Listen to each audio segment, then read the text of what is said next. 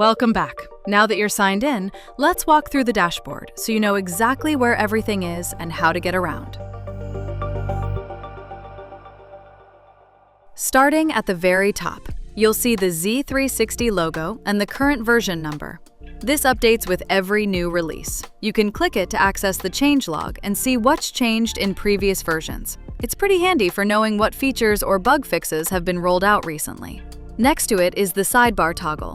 Click it and the sidebar collapses down to just icons. It gives you more screen space when you need it. Click again to expand it back.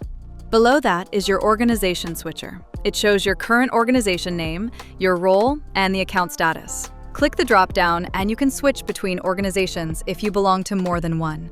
Or create a new organization from here.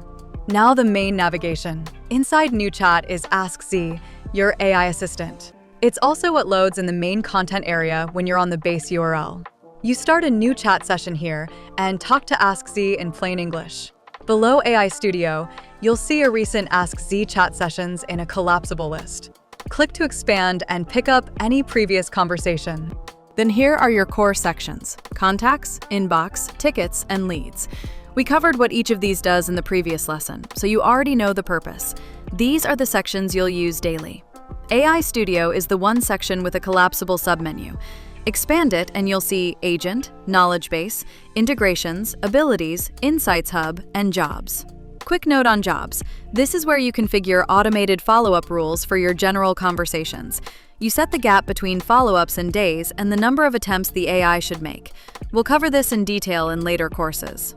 Further down, you have your onboarding progress bar. Click it and a panel opens with two tabs, Setup and Explore. Setup contains the tasks that configure your workspace, things like connecting your email, renting a phone number, or setting up your knowledge base. Explore contains tasks that help you try each feature, like sending your first message, creating a ticket, or testing an ability. As you complete tasks in both tabs, the percentage goes up. Below that, Notifications. Click and a panel slides out from the left showing your alerts, conversations, tickets, leads, and other activity. Then Settings. We covered the full layout in Lesson 1. User settings, account settings, and product settings.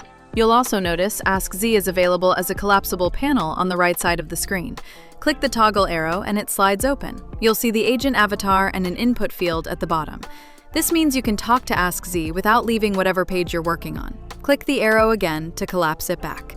So you've got two ways to use Ask Z. Start a full chat session from New Chat in the sidebar, or use the quick side panel from anywhere in the platform. At the very bottom on your profile card, click the three-dot menu and you get three options: Personal Settings to update your profile, Theme to switch between light and dark mode, and Log Out. And in the bottom right corner of the screen, the Help icon. It's always there if you need to open the Help Center, report a bug, or request a feature. And that's it. That's your full navigation. To recap, we went through Organization Switcher, Ask Z, your core sections, AI Studio with its submenu, onboarding progress, notifications, settings, and your profile. Everything's in the sidebar. In the next video, we'll set up your organization details, your logo, name, and business identity.